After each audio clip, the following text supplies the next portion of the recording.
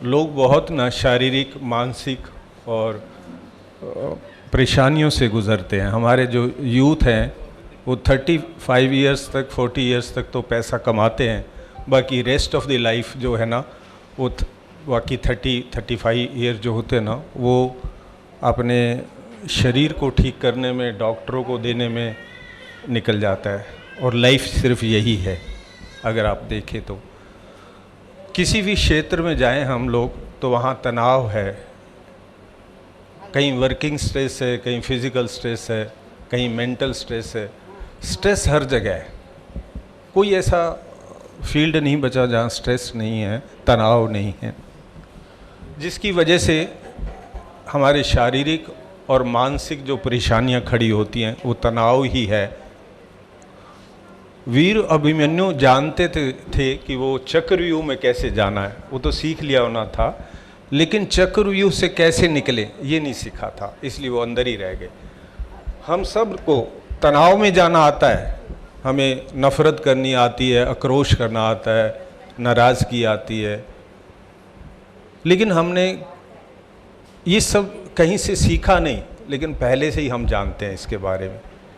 लेकिन उस चक्रव्यूह से तनाव में जाने के बाद वापस कैसे बाहर आएं, उससे बाहर कैसे निकलें, ये रास्ता हम लोगों ने तय नहीं किया।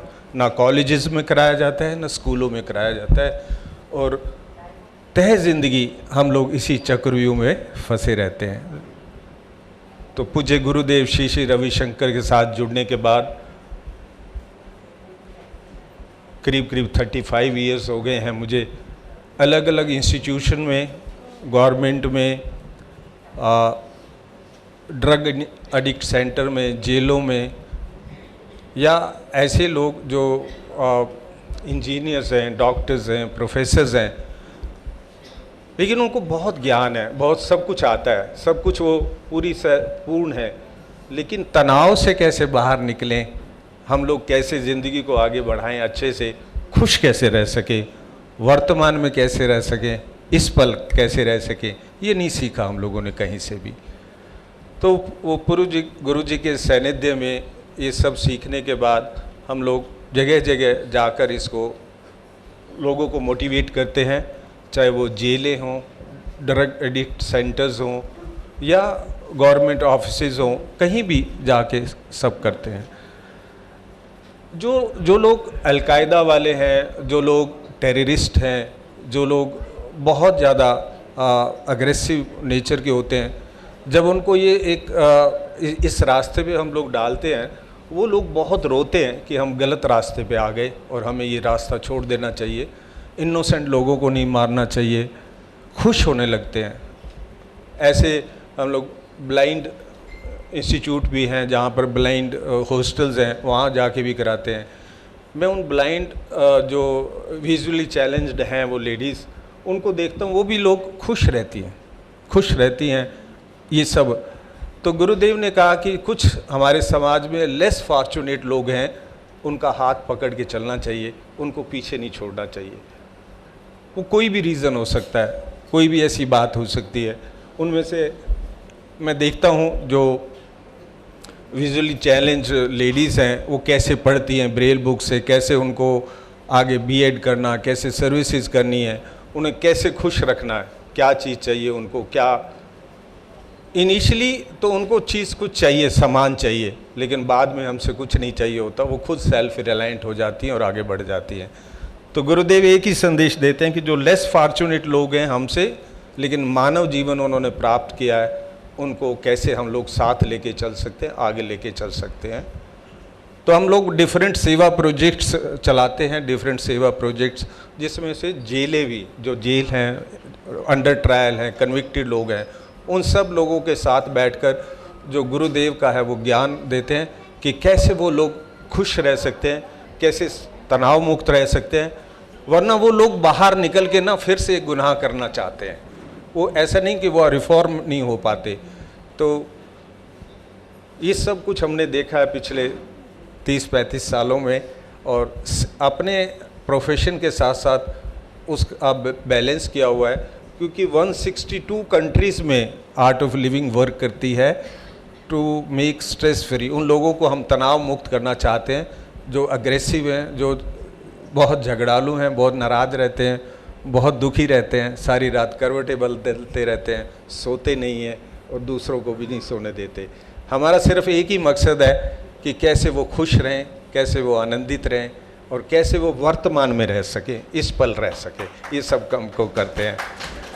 तो कभी भी इस कोविड में चलते चलते हम लोगों ने बहुत सारा और भी ज्ञान इसलिए प्राप्त किया कि लोग शारीरिक तौर से, मानसिक तौर से बहुत ही दुखी रहने लगे।